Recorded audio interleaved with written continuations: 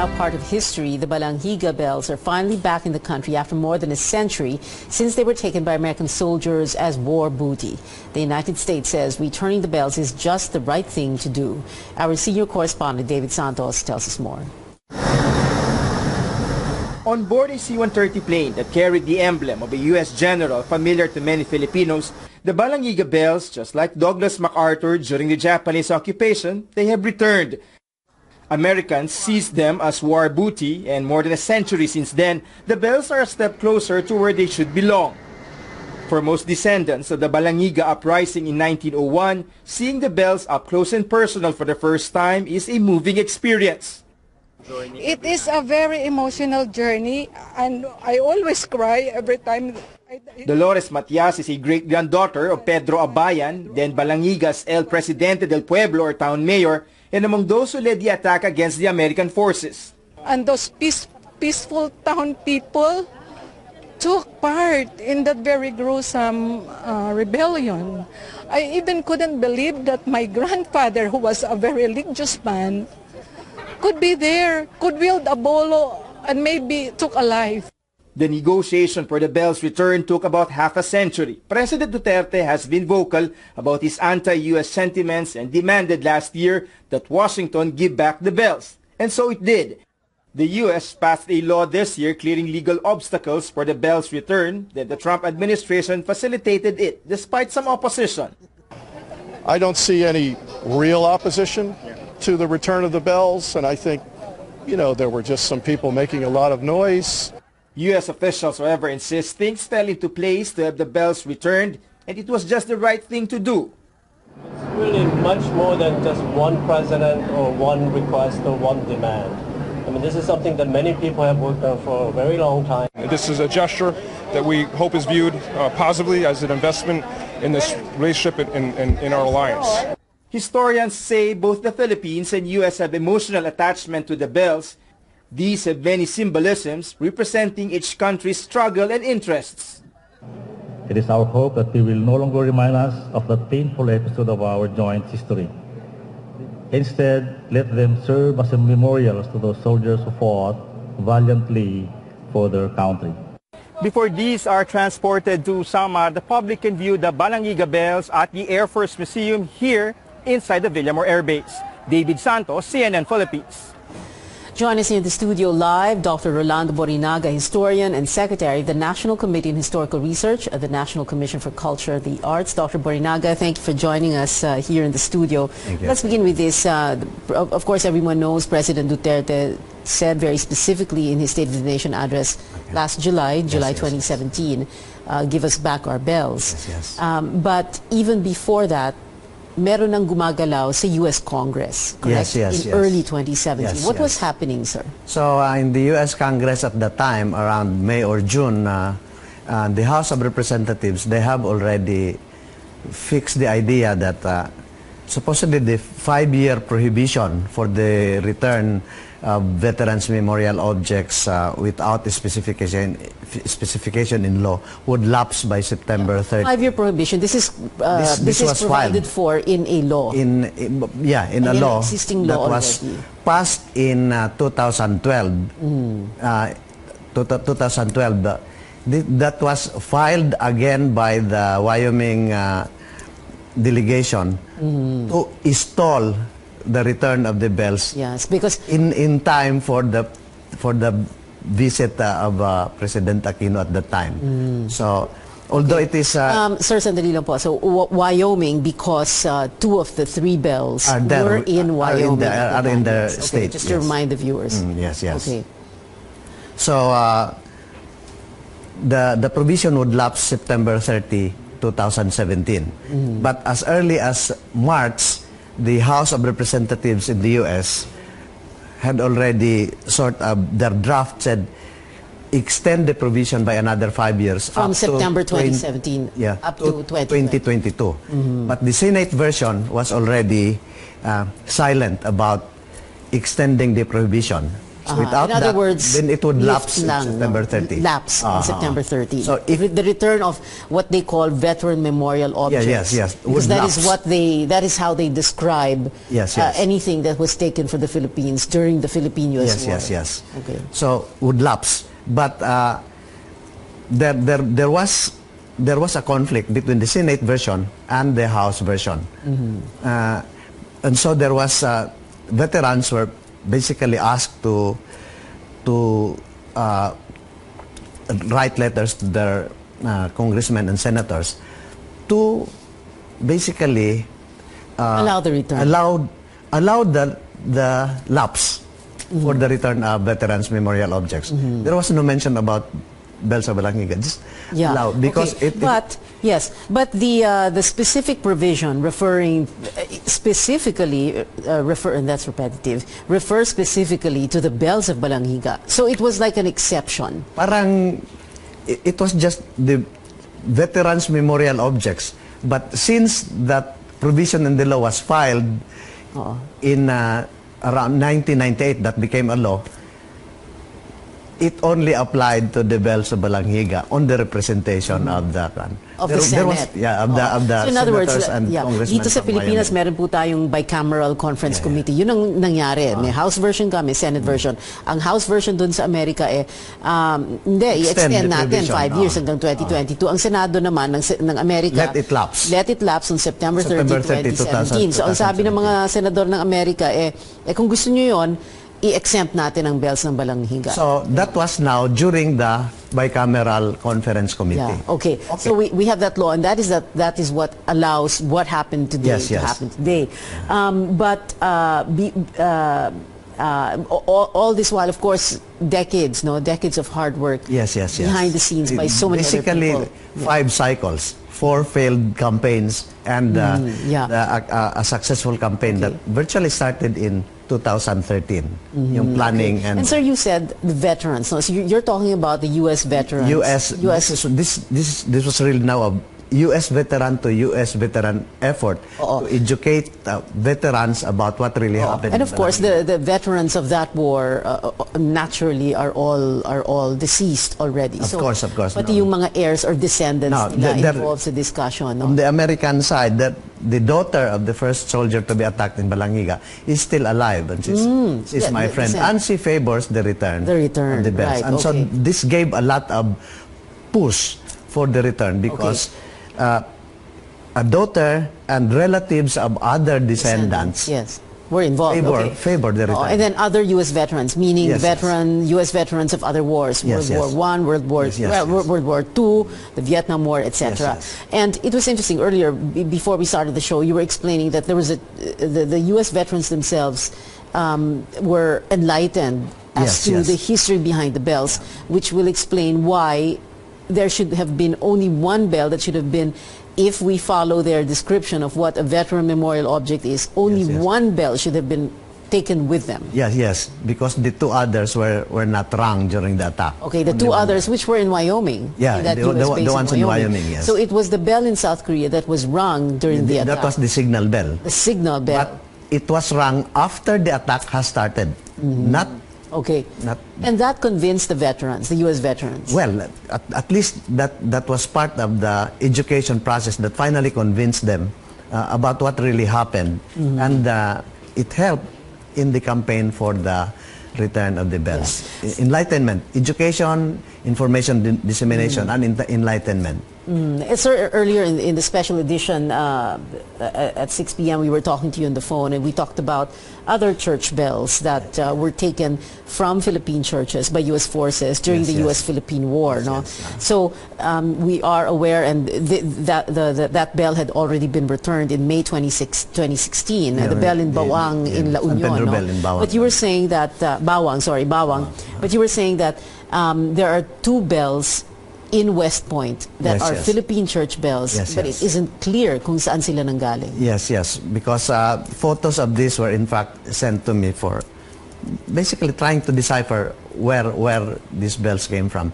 Only the one in Wyoming, for Bawang La Union, had enough information that could incontestably established that Yeah. the bell came from. That bell from Bawang La Bawang, Union yes. was brought to the U.S. Military Academy at West Point. Yeah, There are yes. two other bells also at West Point. Yes, in their museum. They are in their willing museum. to return it, but But they just don't know where. They So don't you mean there know. was no record whatsoever when those? But did they tell Philippine authorities or you what year those bells were brought there to the museum at West Point? Not much information. It's just these bells were taken to the U.S. and then donated to the museum. Okay, so why don't they just return it to the Philippine government? Because there are also parang because there is a, hindi mahanap yung origin kung saan. hindi, but to return lang to the Philippine government para nasa National Museum or some. Ganon. Or is the law, does the law apply to them, to those bells also? Hindi no. The law does not apply to them. But so for instance, if my opinion is asked, kung wala yung owner, then it's very hard. They might as well keep it for the meantime. Okay. So and finally, sir, like you were explaining earlier, there are other church bells. We're just not aware yet as to where they are, right? Hopefully, this can create a momentum for the return of heritage objects taken from the Philippines during the Philippines. Not only church bells, but any other objects with heritage values. So, for instance, there is an aguinaldo table at West Point. Aguinaldo table. Use it as what? His dining table? His desk? Well, it looked like yung anting-anting table ni Aguinaldo noon na that was captured by U.S. forces. My theory is that in Lubuagan, somewhere in the mountain of Abra at the time, but but it's now Kalinga. Okay. It was taken to West Point. They are also willing to return that, but I'm still trying to document. Okay. Well, there is an Aguinaldo Museum in Baguio. Yeah. Whatever. But Yeah. the plan is to have that table returned.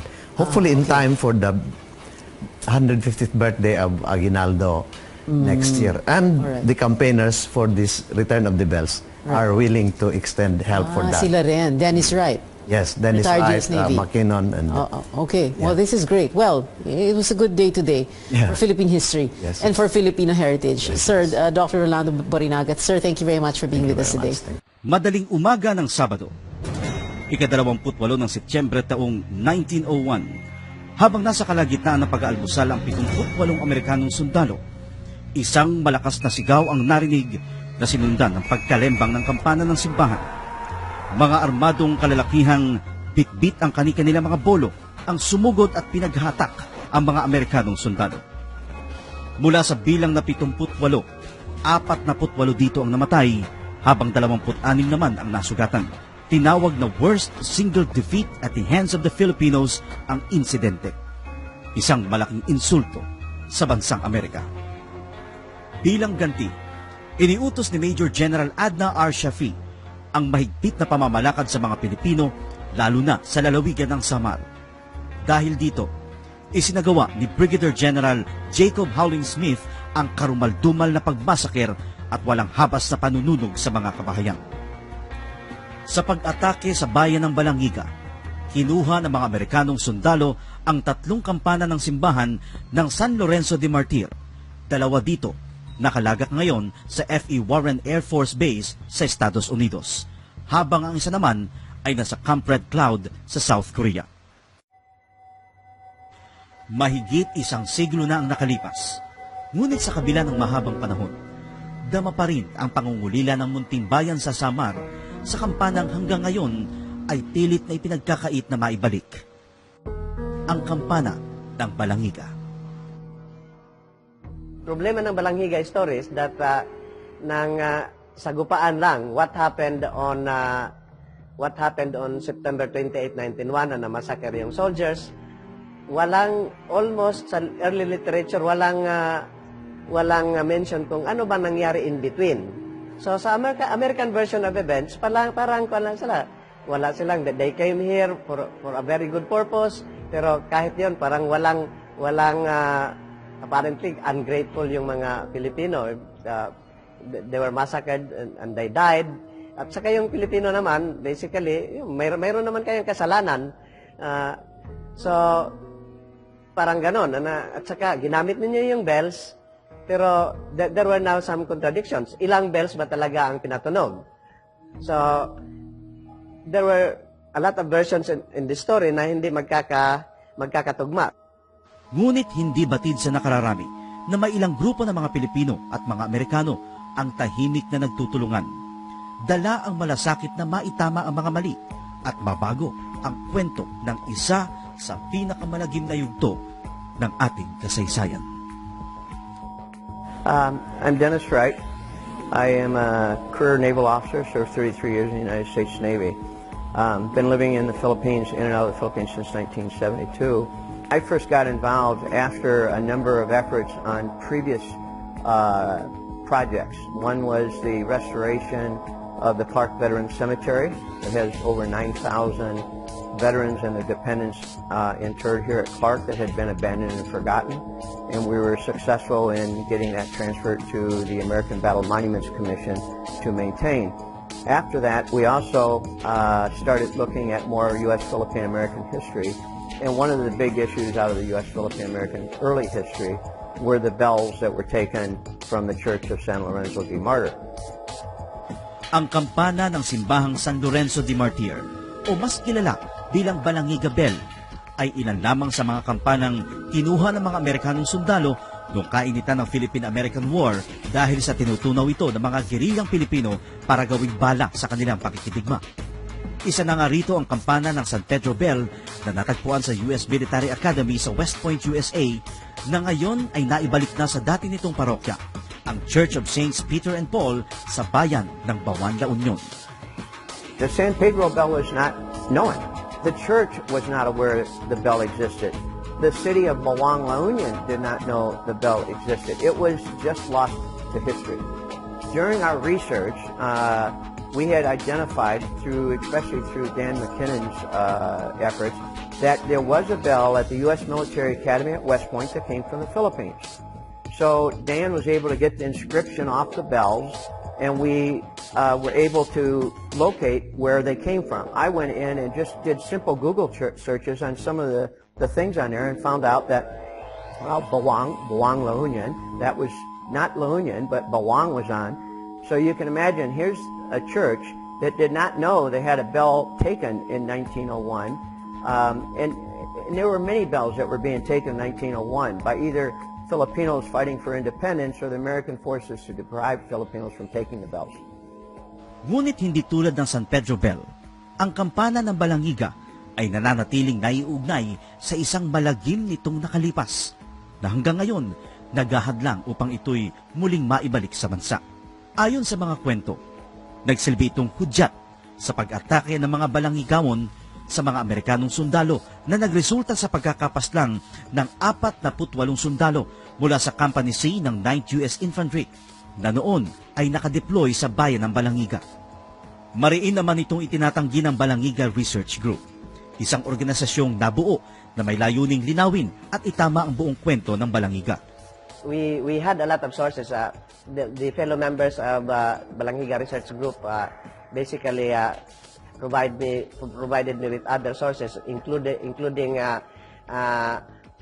materials that were taken from the National Archives, U.S. National Archives in Maryland, and Jean Wall also had her own family archives sa kanyang tatay ni Private Gamlin. And I also had a comprehensive account of accounts ng Filipino side. So pinaghihimay-himay namin yung mga incidents, events, at saka we really basically tried to recreate a new story. We deconstructed the Balangiga Massacre, yung nandoon na sa mga aklat. We deconstructed it and reconstructed it, the story right from the start, using accounts of everybody involved, including soldiers, yung mga ganon. So including letters sent to the families, and some soldiers also wrote letters to their publications in the United States. So we were able to get copies of those. I was provided copies of those, and mayroon din mga photographs pinadala sa amin. So we our group basically we somehow collected perhaps the biggest library of materials about the event, and it is recognized both by the Philippine and American sides. Even the veterans in Wyoming who opposed the return of the bells agree that our group is supposed to be the group to be consulted in this matter. A lot of people focus on why the Americans took the bells, but it's part of a bigger problem that was going on at the time. During the period of time of the Philippine-American War, or the Filipinos fighting for independence, initially from Spain and then from the U.S., the Filipinos were taking church bells, sometimes with the consent of the pastor, but sometimes not. But Filipinos were confiscating bells from churches, and they were taking and melting them, ruining them, and then making weapons. The Americans would take the bells to keep the Filipinos from making weapons. Patunay dito ang nakuhang litrato ng mga abandonadong kampana noong taong 1901 sa Sablan, Benguet. Nagpapakita ng mga nakolektang kampana na balak sanang tunawin para gawing bala ng mga tumatakas na gerilya mula sa Cordillera papuntang Isabela. A lot of times I find Filipinos get very indignant that the Americans took our bells. But what they're not recognizing is that Filipinos were taking the bells and destroying them, totally destroying them. And so had the Americans not taken the San Pedro bell, it would have been lost in perpetuity, but it was returned. Now, had the Americans not maybe taken the Balangiga bells, they may have too ultimately been melted into scrap. There was nothing wrong with the soldiers to remove the bells and put them in storage to keep them being made into weapons. But they should have been given back on July 4th, 1902 at the end of the war. But they weren't. They were taken illegally against General Order 100 guidelines to the U.S. Ang Labor Code, o mas kilala ngayon bilang General Order 100, ang sinusundang Military Code of Conduct ng Estados Unidos na nilagdaan ni U.S. President Abraham Lincoln noong ika-24 ng Abril taong 1863. Ayon sa nakapaloob na Article 34 ng nasabing utos, hindi pwedeng angkinin bilang public property ang isang pribadong ari-arian gaya ng simbahan. At kung kinuha man ito, dapat maibalik ito sa tunay na nagmamay-ari pagkatapos ng digmaan. Alinsunod naman sa Article 31. Sinang-ayunan nito ng 1899 Hague Convention on the Laws and Custom of War, isang pandaigdigang kasunduan patungkol sa laws of war and war crimes, kung saan kabilang ang Estados Unidos sa mga bansang pumirma rito. Ang kaso, may ilang mga veteranong Amerikano ang pilit na iniuugnay ang kampana sa pagkamatay ng mga Amerikanong sundalo sa Balangiga. Dahilan kung bakit nananatili ito sa Estados Unidos bilang war booty. Isang paniniwala na gustong baguhin ni retired U.S. Rear Admiral Dan McKinnon sa pamamagitan ng pagsulat ng kanyang living essay na pinamagatang The Bells of San Lorenzo de Martir, Bells of Opportunity and Hope. Nanilbihan din siya sa bansa bilang U.S. Commanding Officer ng Digdipo sa Subic. At that time, when our soldiers went into the Philippines in 1900, they were handed a little booklet. It's called General Order Number 100. It came from something called the Labor Code, or Lincoln's Codes, which was published in 1863, on rules of war. In our Civil War, we were not nice guys, the North or the South. President Lincoln wanted to change all that. It told them how to treat people and property. The law was very clear at the time.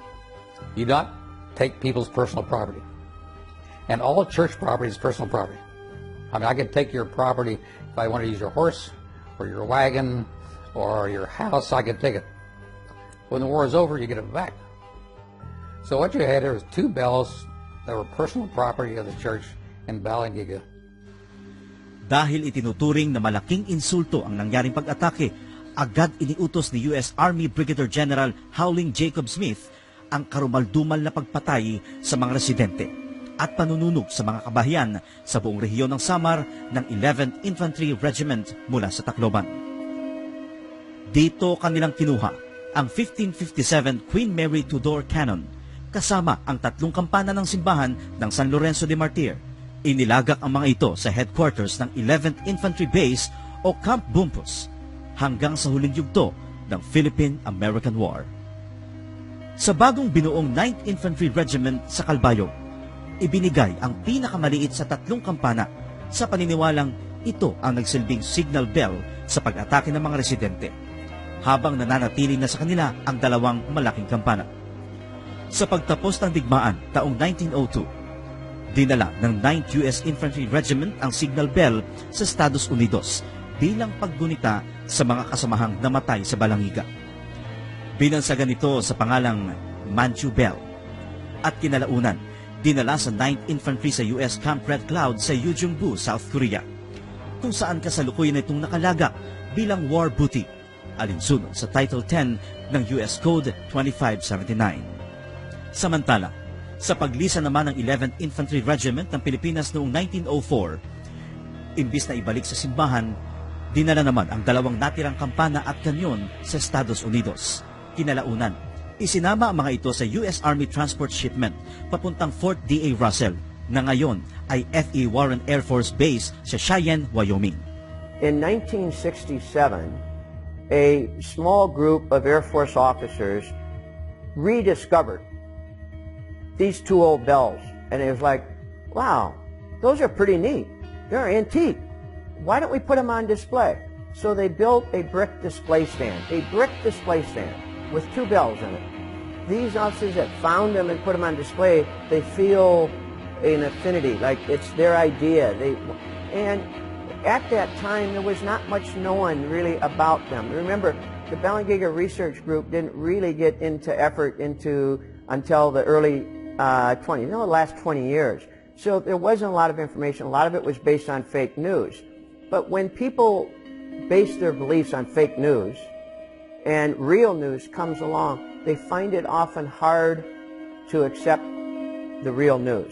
They still have their belief system in fake news. Now, over time, we have won the hearts and minds of many Wyoming veterans. So when we talk about the veterans opposing, it's a very small handful of people. We sometimes refer to it as a gang of 5, a small group, a very small but very influential. They were senior officers. They're active in the Elks and the Kiwanis and the Rotary and the local civic and government groups. It's the social elite, if you will, of Cheyenne. And Wyoming has 3 elected officials, 2 senators and 1 Congress lady. They have their ear. And they have convinced their elected officials that the bells should stay in Wyoming. And the elected officials are only acting on what they perceive to be the interests of their constituents. Mula taong 1958, magkailang beses na nawagan ng simbahan ng San Lorenzo de Martir, pati na ang pamahalaan, para mabawi ang mga kampanya ng Balangiga mula sa Estados Unidos. Ngunit sa kabila ng mga panawagan, patuloy nagmamatigas ang nasabing grupo. Patunay dito ang isang liham na ipinadala kay U.S. Senator Spark Matsunaga taong 1987, na ninindigan kung bakit dapat manatili sa Estados Unidos ang mga kampana.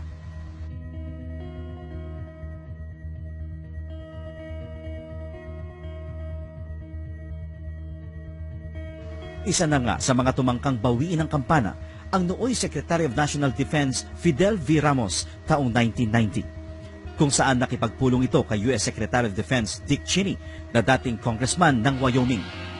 Ngunit hindi ito nagtagumpay. Taong 1994, sa pagbisita ng dating U.S. President Bill Clinton, muling nakiusap si Pangulong Fidel Ramos para maibalik ang kampana sa bansa.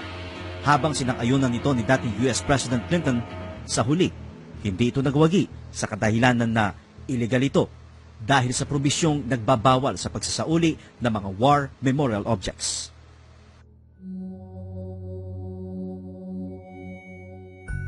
The Wyoming delegation, about 20 years ago, enabled provisions into a very large U.S.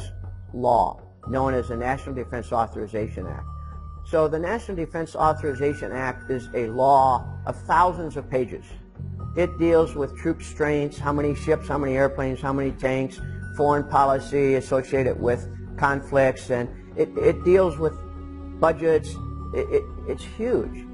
Embedded in just a couple lines in these thousands of pages was a provision that the Wyoming legislation delegates to the U.S. Congress had inserted that restricted the removal or the dismantling of veteran memorial objects. It doesn't say anything about bells.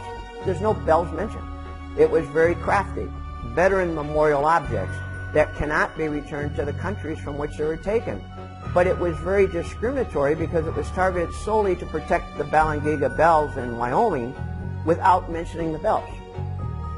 Ika-30 ng Setyembre taong 2017, nawalan na ng bisa ang batas na sumasaklaw dito at papalitan ng bagong National Defense Authorization 2018. There's a new law, National Defense Authorization Act 2018, that would normally succeed it. That has not been totally cleared by both the House and the Senate and has been submitted to be the new law. So we have been working to get the provisions removed from National Defense Authorization 2017 from the NDA 2018. We were successful and based this group in Washington, D.C., U.S.-Philippine Society, Squire Patton Boggs, led by a law firm led by former U.S. Ambassador to the Philippines Frank Wisner, Admiral Dan McKinnon, Mr. Henry Howard, another founding board director of the U.S.-Philippine Society, John Maisto and Hank Hendrickson, the leaders of our U.S.-Philippine Society, all very actively working Capitol Hill to remove the language. They were successful in getting that language removed from the Senate version. On the House version, language continued. I'm Hank Hendrickson. I'm the Executive Director of the U.S.-Philippine Society in Washington, D.C.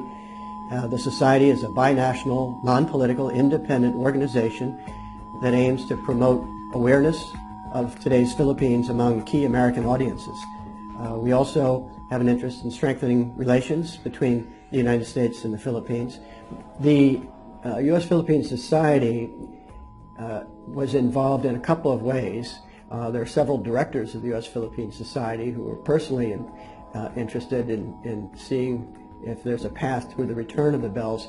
But also, we had a memorandum of agreement with some firms, law firms here,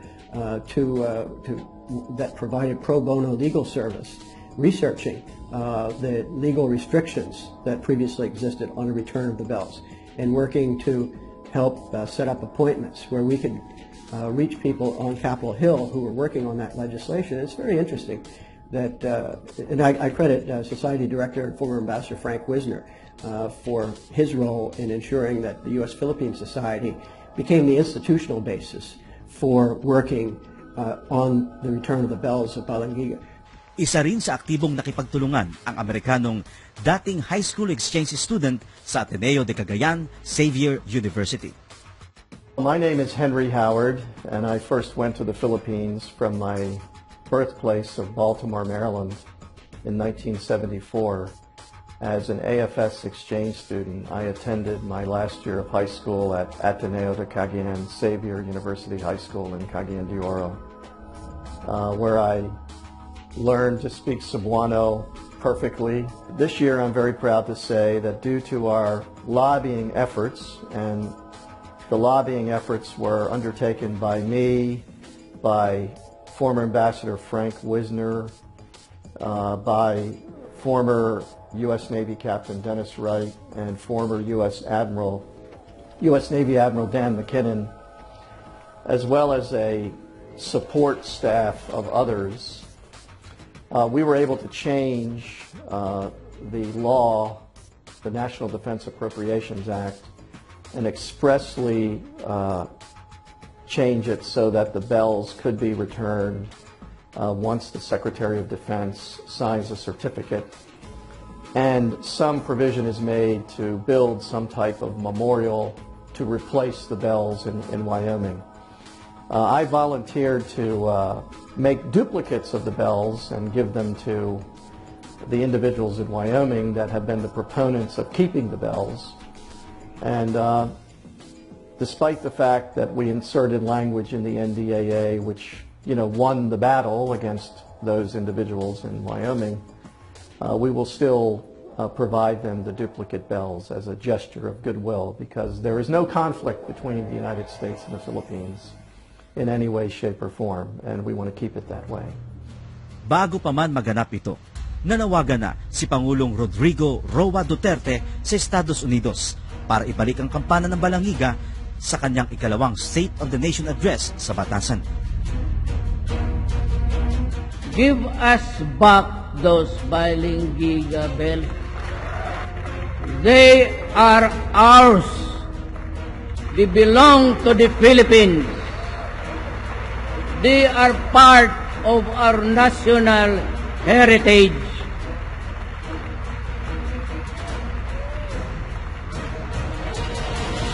Isauli naman ninyo, masakit yun sa amin. So totally surprised when President Duterte raised it. But I'm thankful he did, because it added a degree of importance to the issue. It helped focus the spotlight on the bells of San Lorenzo de Martyr. We are undertaking efforts at this point in time, and we have already initiated efforts to have the Secretary of Defense make that certification. We've already told the Secretary of Defense that he doesn't need to get a budget allocation for a memorial in Cheyenne, Wyoming, because we will pay for it. And we have made arrangements to transport the bells back to the Philippines at no cost to the United States government. So I think the stars are aligned, and I'm crossing my fingers, and I asked the Bishop of Balangiga and the people of Eastern Samar to say a prayer that all of this happens promptly. The senior surviving non-commissioned officer in Balangiga, at the time of the attack, he survived. His name was Sergeant Frank Betron. One would think if he had a lot of animosity or acrimony he held towards Filipinos or hatred, that in 1902, 9 months later, when he got out of the U.S. Army, he would have run right back to the U.S. But what did he do?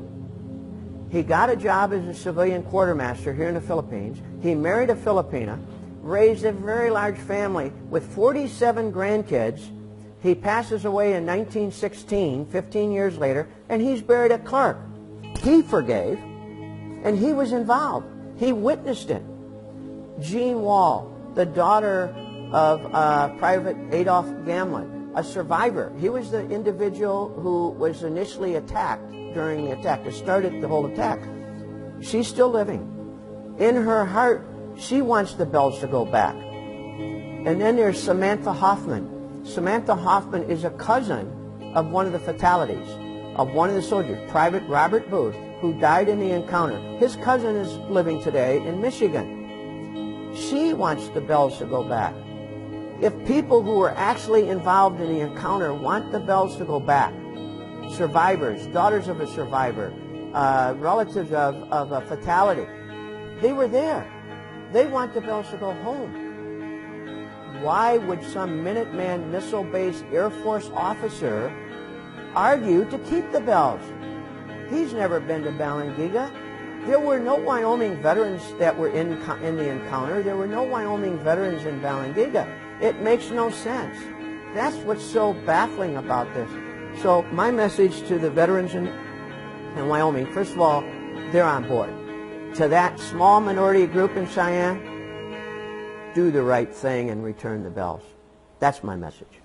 Ika-10 ng buwan ng Agosto taong 2018, sa araw mismo ng paggunita sa pista ni San Lorenzo de Martir, nilagdaan ni United States Secretary of Defense Jim Mattis ang dokumento na nag-uutos na maibalik ang kampana ng Balangiga sa simbahan ng San Lorenzo de Martir sa bayan ng Balangiga, Eastern Samar.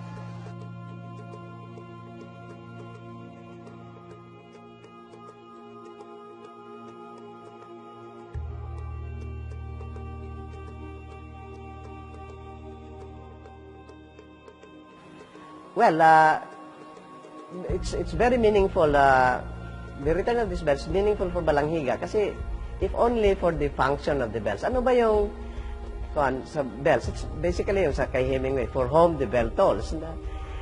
bells are not basically for war. They are for kung may namatay, for may isinilang, may ikinasal. So basically, church bells are in fact the soul of a community.